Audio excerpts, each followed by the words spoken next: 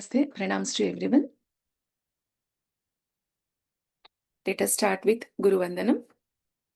Gurureva gatir gurumeva bhaje gurunaiva sahasmi namo gurave na gurov paramam shishurasmi guroho matirasti gurau mama pahi guro. Dhyanam.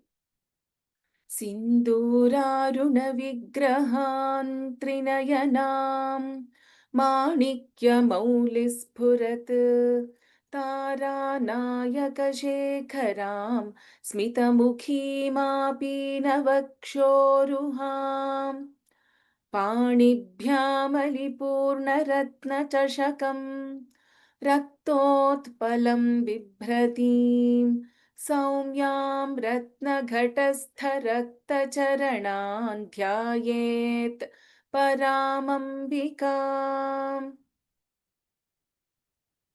अरुणाङ्करुणातरङ्गिताक्षीं धृतपाशाङ्कुशपुष्पबाणचापाम् अणिमादिभिरावृतां मयूखैः अहमित्येव विभावये भवानीं ध्यायेत् पद्मासनस्थां विकसितवदनां पद्मपत्रायताक्षीं हेमाभां पीतवस्त्रां करकलितलसद्धेमपद्मां वराङ्गीं सर्वालङ्कारयुक्तां सततमभयदां भक्तनम्रां भवानीं श्रीविद्यां शान्तमूर्तिं सकलसुरनुतां सर्वसम्पत्प्रदात्रीम् सकुङ्कुमविलेपनामलिकचुम्बिकस्तूरिकाम् समन्दहसिते क्षणां सशरचापपाशाङ्कुशाम् अशेषजनमोहिनीमरुणमाल्यभूषाम्बरां जपाकुसुमभासुरां जपविधौ स्मरेदम्बिकाम् श्रीमात्रे नमः। श्रीमाता श्रीमहाराज्ञी श्रीमत्सिंहासनेश्वरी चिदग्निकुण्डसम्भूता देवकार्यसमुद्यता उद्यद्भानुसहस्राभा चतुर्बाहुसमन्विता रागस्वरूपपाषाढ्या क्रोधाकाराङ्कुशोज्ज्वला मनोरूपेक्षुकोदण्डा पञ्चतन्मात्रसायका निजारुणप्रभापूरमज्जद्ब्रह्माण्डमण्डला. Let us go to the 104th verse. We'll do a quick revision of what we learned in the last class and then we will move on to the new verses. I request the panelists to repeat once after me. स्वाधिष्ठानां भुजगता चतुर्वक्त्रमनोहरा शूलाद्यायुधसम्पन्ना पीतवर्णातिगर्विता स्वाधिष्ठानां भुजगता चतुर्वक्त्रमनोहरा शूलाद्यायुधसम्पन्ना पीतवर्णातिगर्विता मेदोनिष्ठा मधुप्रीता बन्धिन्यादिसमन्विता दध्यन्नासक्तहृदया काकिनी रूपधारिणी मेधोनिष्ठा मधुप्रीता बन्धिन्यादिसमन्विता दध्यन्नासक्तहृदया काकिनी रूपधारिणी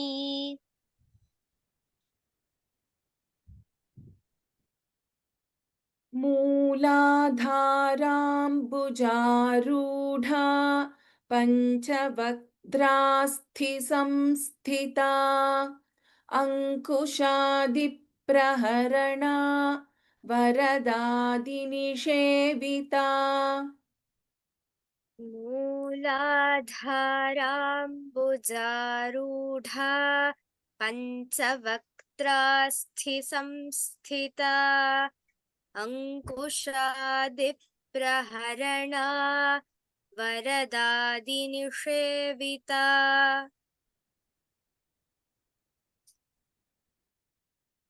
मुद्गौदनासक्तचित्ता साकिन्यम्बास्वरूपिणी आज्ञाचक्राब्जनिलया शुक्लवर्णा षडानना मुद्गौदनासक्तचित्ता साकिन्यम्बास्वरूपिणी आज्ञाचक्राब्जनिलया शुक्लवर्णा षडानना मज्जासंस्थाहंसवती मुख्यशक्ति Samanvita हरिद्रान्नैकरसिका हाकिनी रूपधारिणी. I'll chant once again the second line. We should chant after Hakini. We are not supposed to take a pause. Haridranaika Hakini Roopadharini. मज्जासंस्थाहंसवती मुख्यशक्तिसमन्विता हरिद्रान्नैकरसिका हाकिनी रूपधारिणी सहस्रदलपद्मस्था सर्ववर्णोपशोभिता सर्वायुधधरा शुक्लसंस्थिता सर्वतोमुखी सहस्रदलपद्मस्था सर्ववर्णोपशोभिता सर्वायुधधरा शुक्लसंस्थिता सर्वतोमुखी सर्वौदनप्रीतचित्ता याकिन्यम्बास्वरूपिणी स्वाहा स्वधामतिर्मेधा श्रुतिस्मृतिरनुत्तमा सर्वौदनप्रीतचित्ता याकिन्यम्बा स्वरूपिणी स्वाहा स्वधामतिर्मेधा श्रुतिस्मृतिरनुत्तमा. The new verse for the day. Punyakirtihi Punyalabhya. So after Punyakirti, there is a Visarga and then we have Pa. So the Upadhmaniya will replace the Visarga here. So Punyakirti Punyalabhya. Bha is Mahaprana. Punyashravana Kirtana.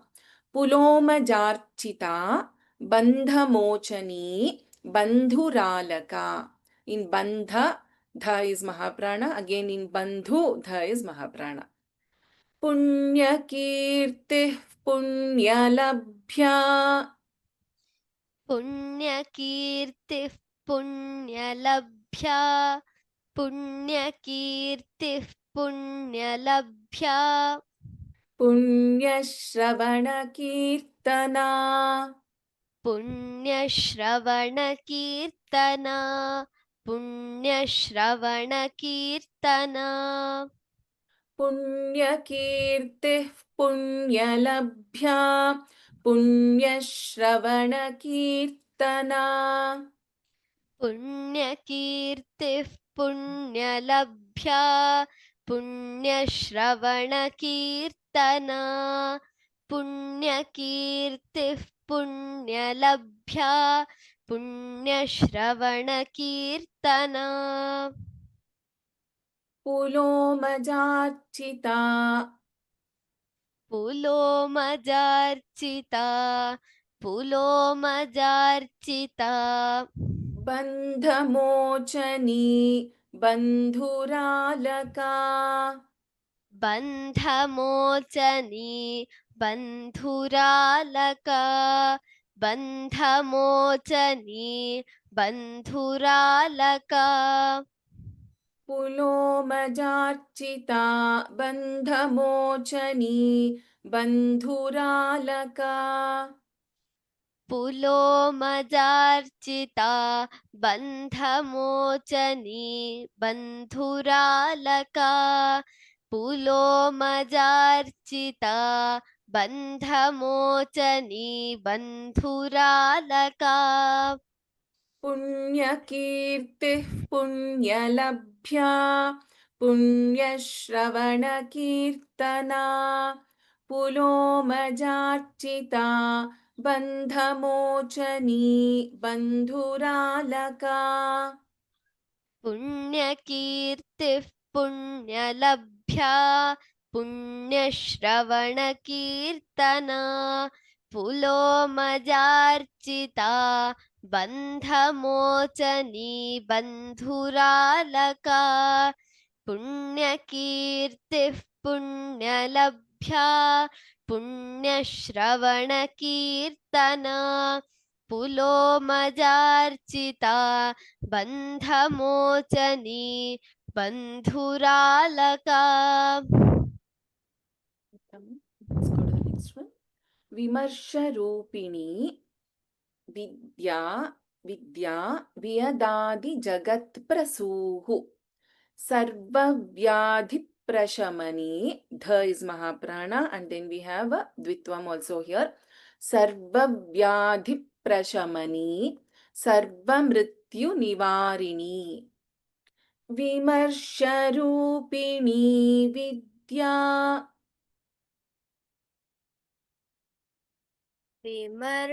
विमर्शरूपिणी Vidya विमर्शरूपिणी Vidya वियदादिजगत्प्रसूः वियदादिजगत्प्रसूः वियदादिजगत्प्रसूः विमर्शरूपिणी Vidya वियदादिजगत्प्रसूः विमर्शरूपिणी Vidya वियदादिजगत्प्रसूः विमर्शरूपिणी Vidya वियदादिजगत्प्रसूः सर्वव्याधिप्रशमनी सर्वव्याधिप्रशमनी सर्वव्याधिप्रशमनी सर्वमृत्युनिवारिणी सर्वमृत्युनिवारिणी सर्वमृत्युनिवारिणी सर्वव्याधिप्रशमनी सर्वमृत्युनिवारिणी सर्वव्याधिप्रशमनी सर्वमृत्युनिवारिणी सर्वव्याधिप्रशमनी सर्वमृत्युनिवारिणी विमर्शरूपिणी Vidya वियदादिजगत्प्रसूः सर्वव्याधिप्रशमनी सर्वमृत्युनिवारिणी विमर्शरूपिणी Vidya वियदादिजगत्प्रसूः सर्वव्याधिप्रशमनी सर्वमृत्युनिवारिणी विमर्शरूपिणी Vidya वियदादिजगत्प्रसूः सर्वव्याधिप्रशमनी सर्वमृत्युनिवारिणी Uttamam. Next verse. Agraganya Chintya Rupa. If we split this, Agraganya and Achintya Rupa. When we chant together, Agraganya Chintya Rupa. Kali Kalmasha Nashini. We have Sha. Kali Kalmasha Nashini. Katyayani Kalahantri Kamalaksha Nishevita. Ksha. Kamalaksha and Nishevita. Agraganya Chintya Rupa.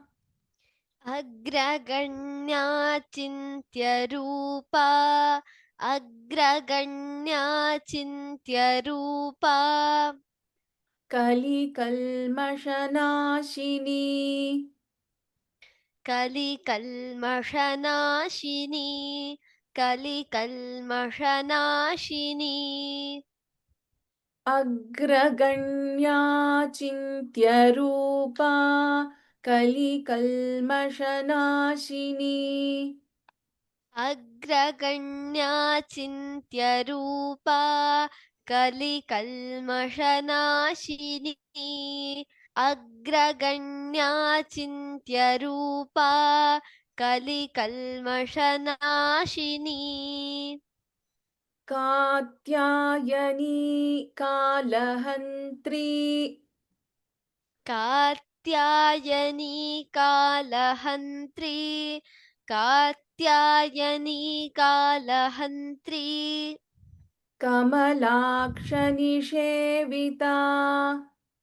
कमलाक्षनिषेविता कमलाक्षनिषेविता Katyayani Kalahantri. Kamalakshanishevita. Katyayani कालहन्त्री कमलाक्षनिषेविता Katyayani कालहन्त्री कमलाक्षनिषेविता Agraganya Chintya Rupa. Kalikalmashanashini. Katyayani Kalahantri. Kamalakshanishevita. अग्रगण्याचिन्त्यरूपा कलिकल्मषनाशिनी Katyayini कालहन्त्री कमलाक्षनिषेविता अग्रगण्याचिन्त्यरूपा कलिकल्मषनाशिनी Katyayini कालहन्त्री कमलाक्षनिषेविता Tamam. I'll read out the verse first. Tambula Purita Mukhi. Kha is Mahaprana. Dadini Kusuma Prabha. Bha is Mahaprana. Mrigakshi. Kshi. This is Mohini. Mukhya. We have K and Ya. Mukhya and K is Mahaprana. Mridani. Mitra Rupini. Tambulapuritamukhi.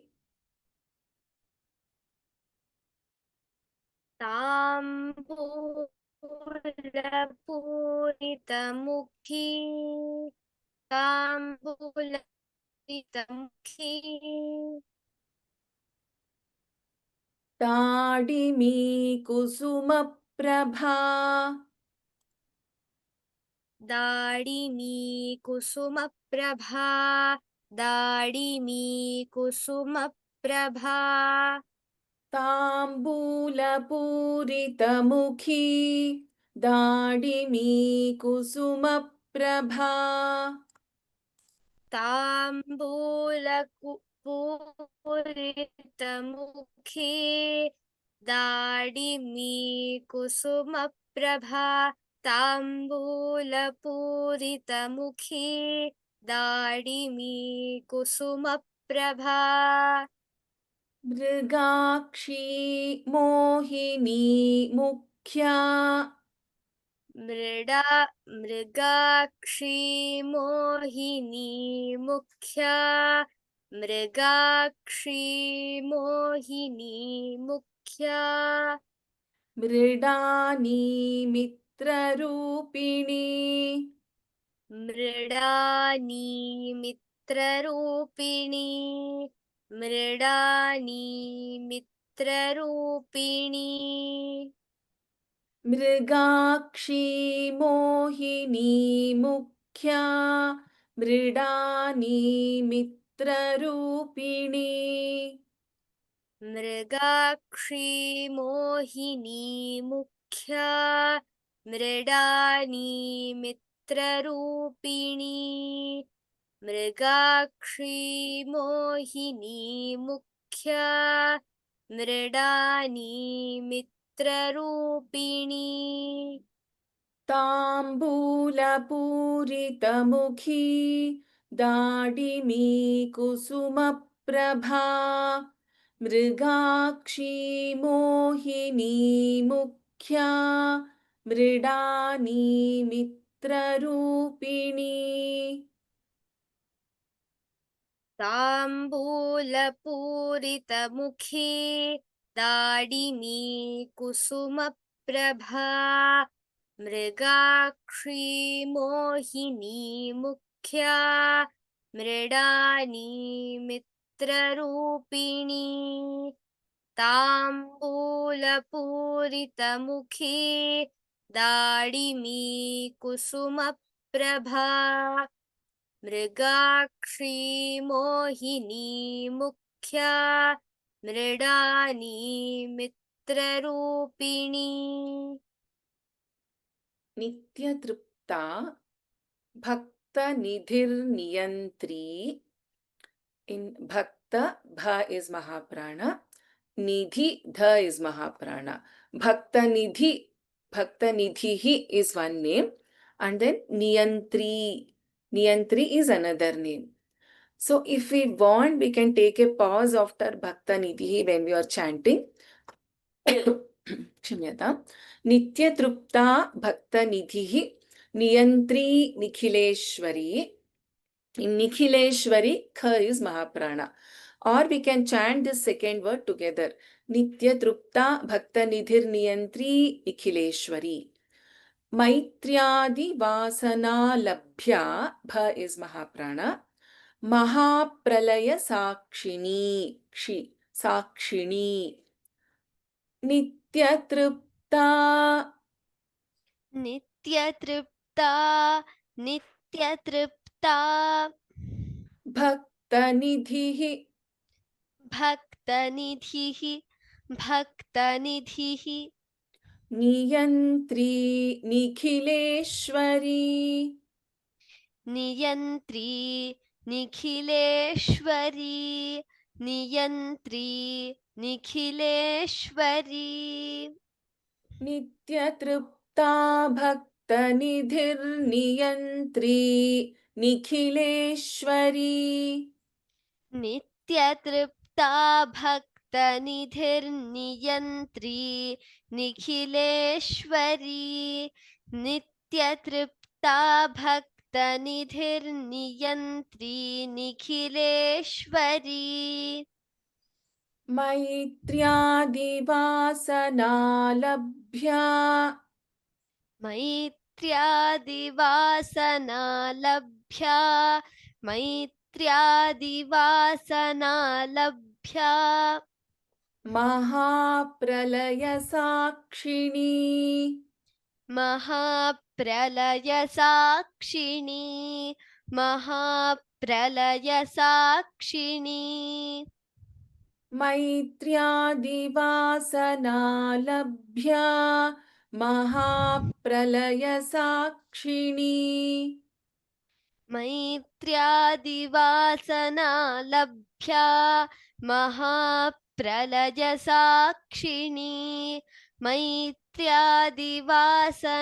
लभ्या महाप्रलयसाक्षिणी नित्यतृप्ता भक्तनिधिर्नियन्त्री निखिलेश्वरी मैत्र्यादिवासनालभ्या महाप्रलयसाक्षिणी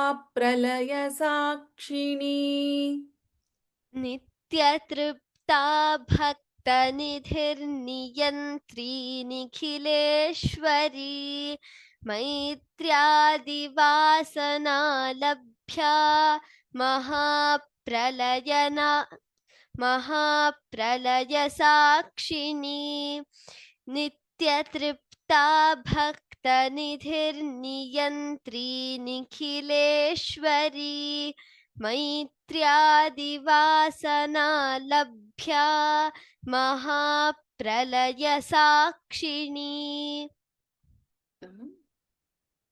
Parashaktihi, Paranishta.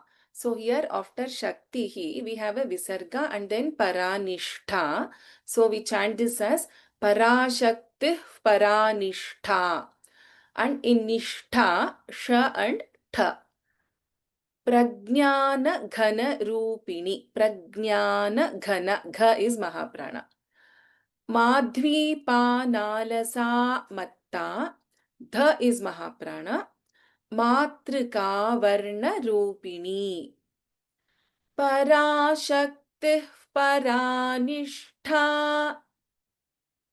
पराशक्तिः परानिष्ठा पराशक्तिः परानिष्ठा Prajnanaghanaroopini.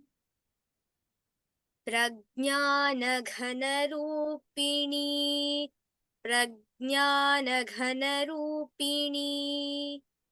Parashakti Paranishta. Prajnanaghanaroopini. पराशक्तिः परानिष्ठा प्रज्ञानघनरूपिणी पराशक्तिः परानिष्ठा प्रज्ञानघनरूपिणी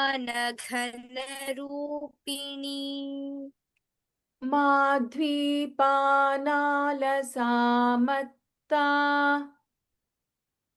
माध्वीपानालसामत्ता माध्वीपानालसामत्ता Matrika Varna Rupini.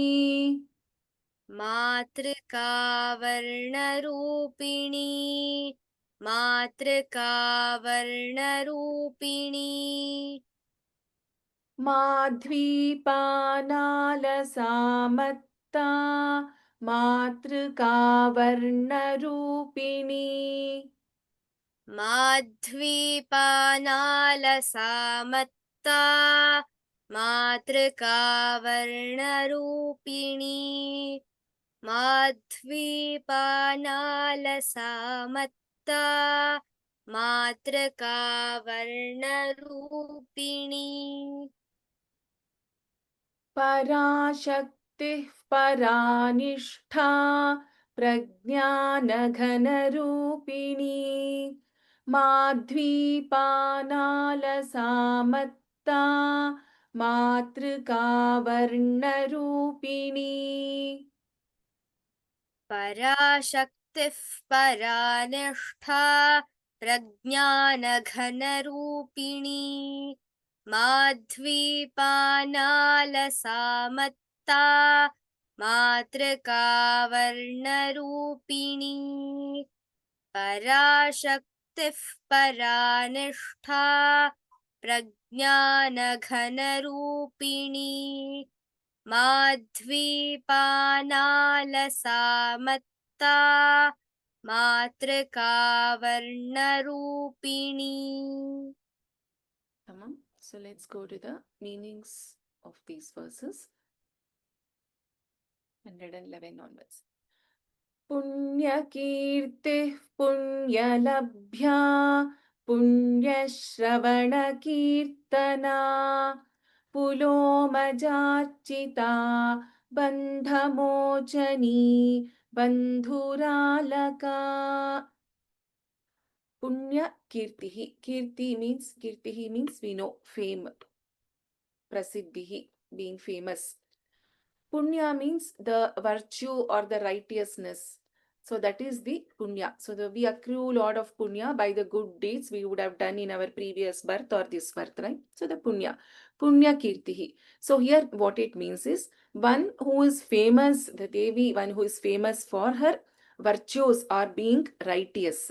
So that is punya kirtihi. And just by thinking and communicating her virtues, that itself will give us the punya.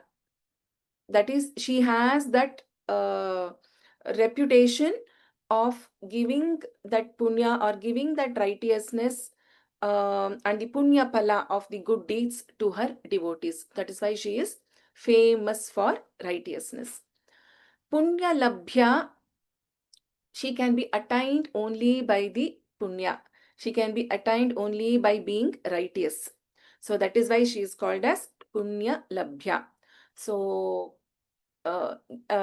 in Saundarya Lahari, it is Adi Shankaracharya says in the first verse, Pranantum stotum va katham akruta punyav prabhavati. So how is it possible for anyone who is akruta punya, who are not having any punya, who are not punyashali, so who are not having that the result of good deed or good virtue, can praise her. So punya labhya, she can only be attained through the punya, righteousness or our virtue. Punya shravana kirtana.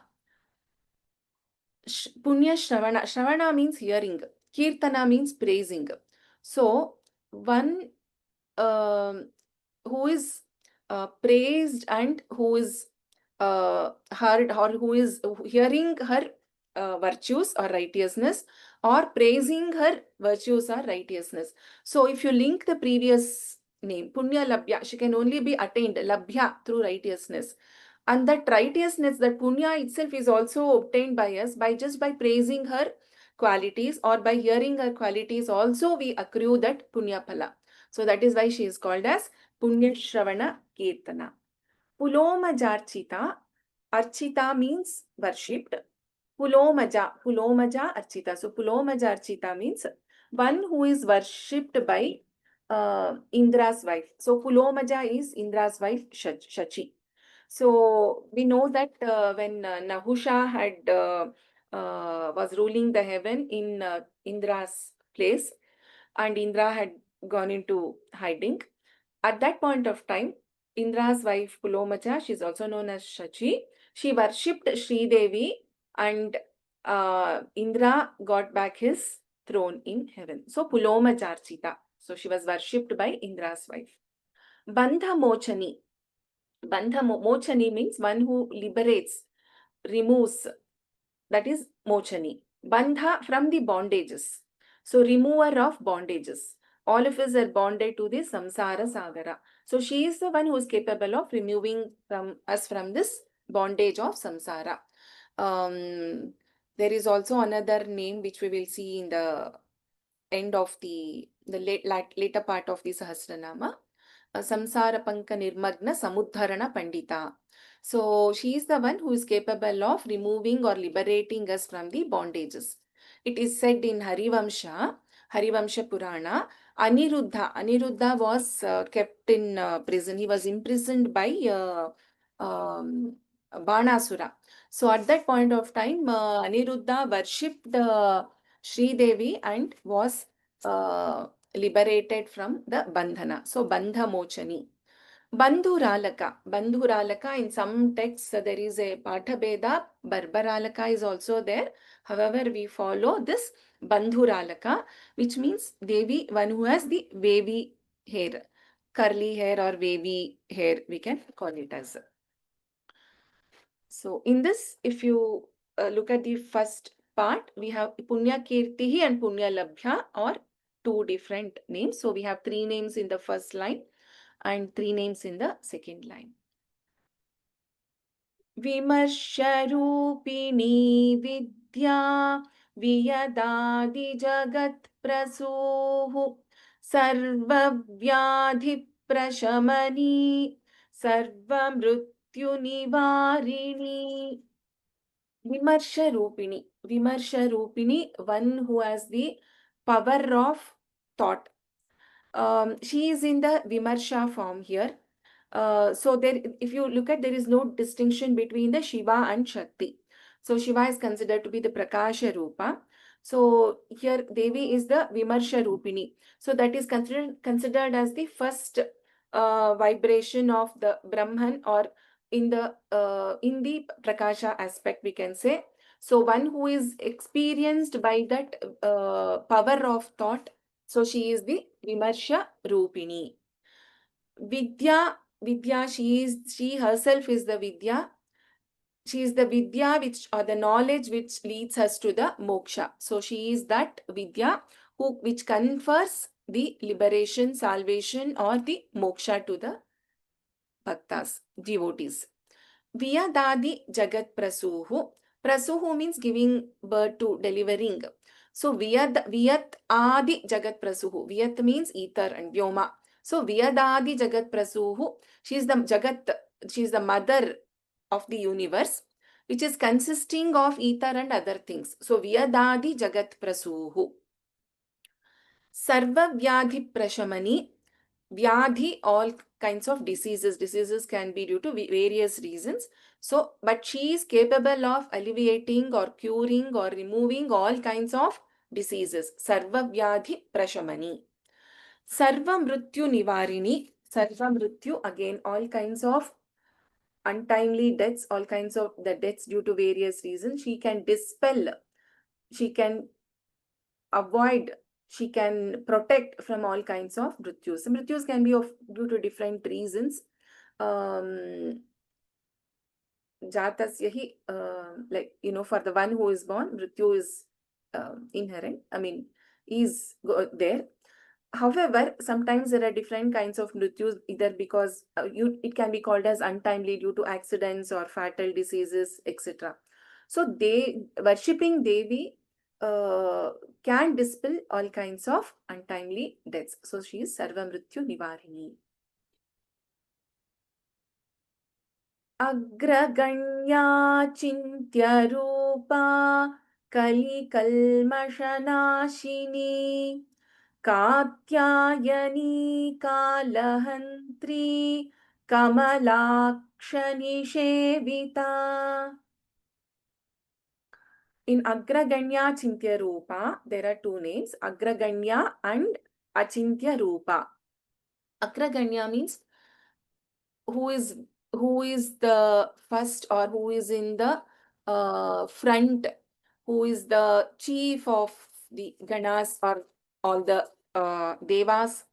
So one who is considered or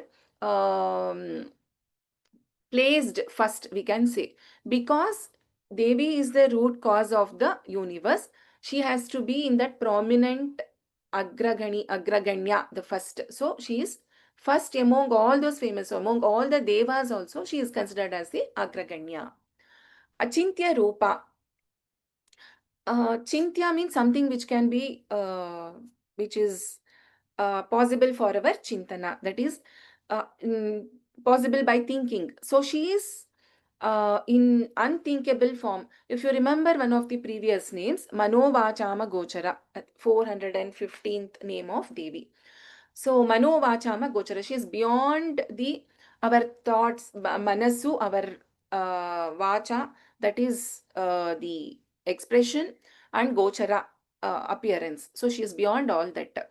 So Achintya Rupa, she is free from all those qualities which can be attained to somebody. So that is why she is Achintya Rupa, Agraganya and Achintya Rupa. Kali Kalmasha Nashini. Kalmasha means dirt. We can, in this context, we can say sins. She is capable of destroying all the sins, especially in this Kali Yuga. Kali Yuga is known for different kinds of sins. So in this Kali Yuga, she is the one who is the destroyer of all the various kinds of sins that is committed in the Kali Yuga. So the repetition of Devi's name itself can destroy the multitude of sins committed in this Kali Yuga. If you remember, one of the previous names also was Papa Nashini.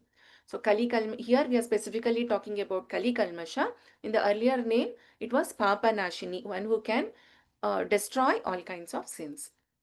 Katyayani, there was a rishi, sage called as Katha. So she is called as Katyayani, known to be as a daughter of that sage. So Katyayani, born in the lineage of that rishi. So Katyayani is also the name of the Durga. Katyayani also means because she is in the form of that collection of the tejas of all the brightness, tejas brightness of all the devatas. She is that combined collective form of all the brightness, the complete tejas, the supreme tejas, supreme brightness of all the devatas. So she is Katyayini. So that is why she is also the Agraganya, the name, the previous name. Kalahantri, again, similar to what we Sarva Mrityu Nivarini, Kalahantri, destroyer of untimely death, Kala. So Kalahantri, destroyer of untimely death or destroyer of Kala, time. Kamalaksha Nishevita. Kamalaksha is Bhagavan Vishnu, Narayana. So she was specially worshipped by Mahavishnu. So she is called as Kamalaksha Nishevita. Shevita means worshipped by. Let's move to the next one. Tambula Purita Mukhi Dadimi Kusuma Prabha Mrigakshi Mohini Mukhya Mridani Mitra Rupini. Tambula Purita Mukhi. Tambula Purita Mukhi means one whose mouth is full of, or she is having the betel leaves. Tambulam. So Tambula Purita Mukhi. Dadimi Kusuma Prabha. Dadimi Kusuma means flower, we know. Prabha means radiance, shine. That also we know now. So Dadimi is the pomegranate. So she has the radiance or brightness like a pomegranate flower. So Dadimi Kusuma Prabha. Mrigakshi. Mrigakshi means one who has the eyes which are like the eyes of the doe. Mriga. So Akshi. So Mrugakshi. Mohini. Mohini. She's so beautiful. And she is the one who is so much enchanting. So she is Mohini. It is told in the Puranas also. Her beauty is such that the entire universe shines. So that is why she is called as Mohini. If we remember, Vishnu took the form of Mohini during the Samudra Mathana. Mukhya means again similar to Agraganya, very important, that is who is the firstborn. So Mukhya, first or prime. So she is called as Mukhya. Why she is called as Mukhya? If you remember, again we said that earlier. Even during the creation of the universe, during the nurturing protection of the universe, and during the Mahapralaya also, she was there. So she was always there, who's the firstborn. So she is the Mukhya. Mridani. Mruda is another name for Ishvara. Ishvara, who is in the form of very joyous form, giving happiness. He is called as Mruda. So she is the wife of Mruda. So she is called as Mrudani. Mitra Rupini. Mitra Rupini, Mitra is in the general form, friends. We can consider it as very friendly. Mitra also means sun. She is in the form of this, or she illuminates and helps, however, like the sun does, Surya. So that is why she is called as Mitra Rupini. Let us look at the next verse. नित्यतृप्ता भक्तनिधिर्नियन्त्री निखिलेश्वरी मैत्र्यादिवासनालभ्या महाप्रलयसाक्षिणी. Nityatrupta, she is always contented. She is eternally contented. She is always complete with contentment, satisfied in all respects, contented. So she is Nityatrupta. Bhakta Nidhihi and Niyantri, there are two names here. Bhakta Nidhi, Bhakta devotee. Nidhihi is treasure. She is the treasure, true treasure for all the devotees. So since she is the treasure, why she is the treasure of all devotees? Because she is the solace all the devotees go to for all the desires, for all kinds of desires. So she is Bhakta Nidhi, and she has the capability to bestow all kinds of Nidhi on her devotees. Niyantri. Niyantri means one who controls the universe. She is the control. Niyantrana. Niyantrana means controlling. She is the one who controls the universe. So she is Niyantri. She guides and controls the universe. Nikhileshwari. Nikhileshwari means Ishwari means ruler. Nikhileshwari means for everything, for this entire universe, the complete universe, Jagat. She is the ruler. So for all the words, so she is the Nikhileshwari. Maitriadi Vasana Labhya. Maitriadi Vasana Labhya. So she can be obtained through various kinds of good dispositions, that is good tendencies, we can say.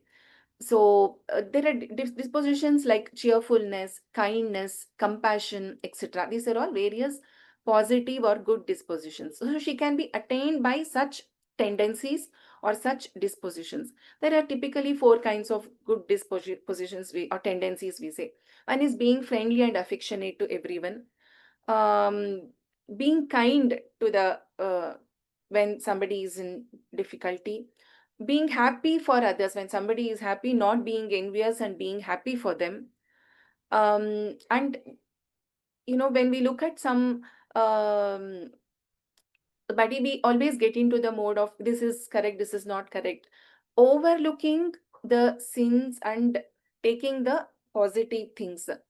That is also a kind of good the good disposition. So various good dispositions.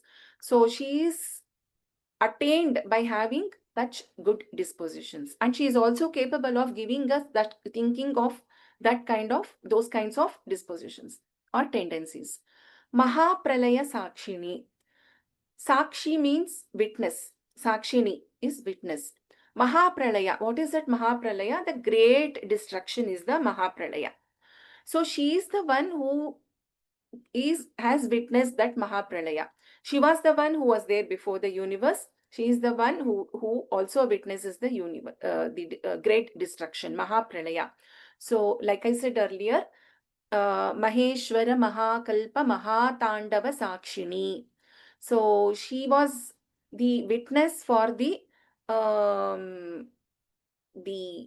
Mahapralaya, the destruction, when Ishvara did that Mahatandava. So that is the same thing. So Mahapralaya Sakshini. So witness at the time of the great Pralaya or dissolution. Let's look at the next one. Parashakti Paranishta Prajnanaghana-rupini Madhvipanala-samatta Matrika Varna Rupini. Parashaktihi. Shaktihi, energy or power, that Shakti, supreme energy. So she is that Maha Shakti, she is that Parashakti, the ultimate or supreme power, supreme energy. Para means Utkrushta, very great, very special. So that is why that Utkrushtata is there. So she is Parashakti. So it is said that Shiva attains supremeness or greatness by unison with Shakti. Paranishta means that ultimate or that supreme goal. She is that goal or supreme attainment or that supreme knowledge that everyone will desire to have. So she is that supreme goal, Paranishta, certain kind of supreme knowledge. So the goal for goal, she is the ultimate goal for all desires and knowledge, that is Paranishta. Prajnana Ghana Rupini. Jnana means knowledge. Prajnana here, pure knowledge. Ghana means that concentrated knowledge, the solidified, concentrated, without any contamination, without any kalmasha, that pure concentrated knowledge. She is in the form of that pure concentrated knowledge, great knowledge. So, Prajnana Ghana Rupini. Madhvipanalasa. Madhvipanalasa means it is languid by drinking that madhu or wine. That madhu can also be interpreted as that something which gives the supreme bliss. So it is the quality of a supreme being. So madhvipanalasa, being languid by drinking that madhu. Matta is being in that blissful state, the self blissful state of liberation. So she is in that blissful, supreme bliss always. So she is considered as Matta. Matruka Varna Rupini. Matrika Varna Rupini. Matrika Varna is the alphabets, the Matrika letters. So she is in the form of those Matrika letters. If you remember that Akshamala also, it is similar to this name. Matruka Varna Rupini means she is in the form of the Matruka alphabets or wearing that mala of alphabets. So we will stop here today. Before I move to the Mangalam, I just wanted to clarify certain things because I saw a lot of messages and mails regarding this. Varna Vicharaha, so pronunciation of letters. This has been a quite often discussed thing, especially how to pronounce each of the letters. It can be Mahapranaksharas, it can be the Anunasikas and rules related to Anuswara, etc.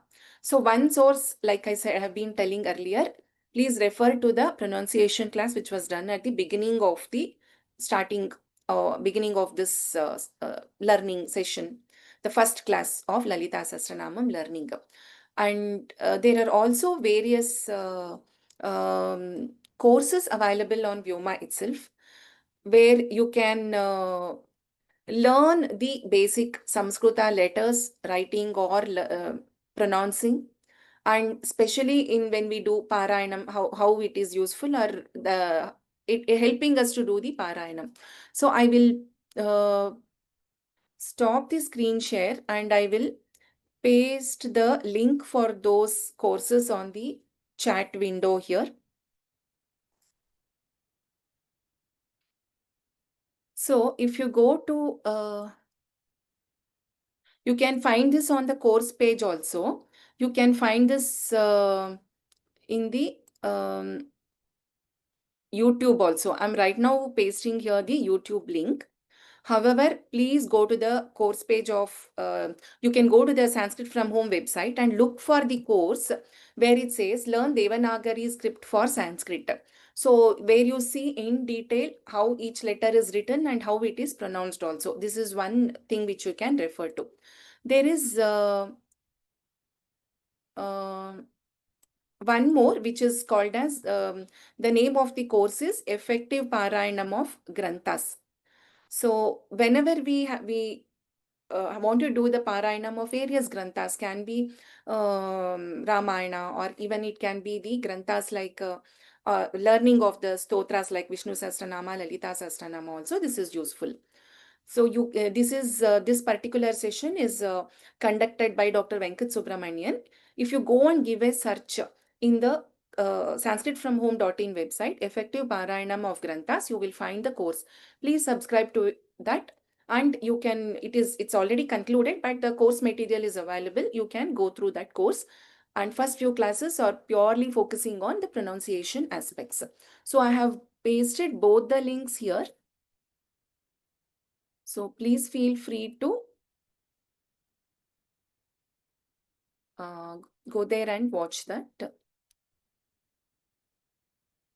Just putting the other one also. So I have put another, I think I have pasted the same link. Okay.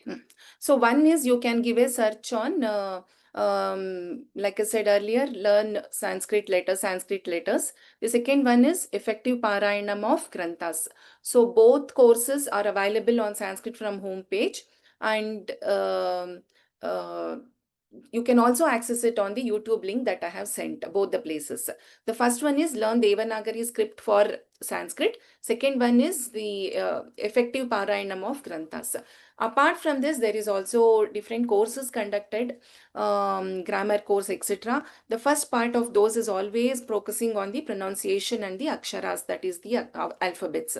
So please feel free to go to any of these courses and learn. This is one. Hope this has clarified regarding the pronunciation aspects.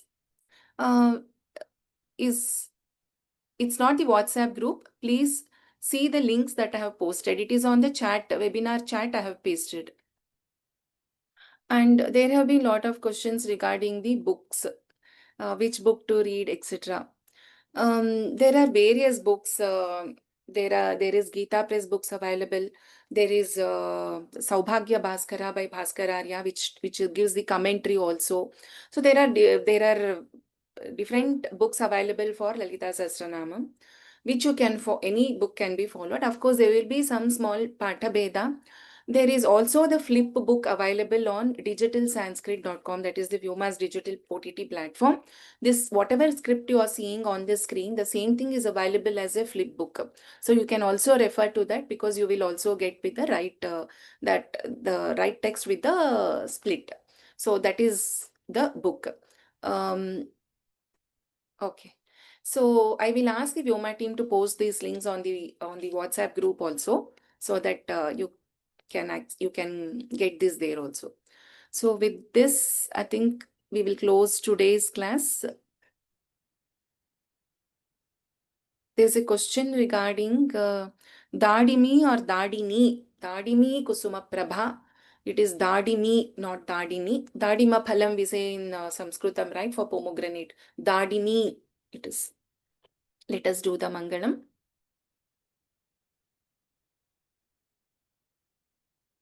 सर्वमङ्गलमाङ्गल्ये शिवे सर्वार्थसाधिके शरण्ये त्र्यम्बके देवी नारायणि नमोऽस्तु ते.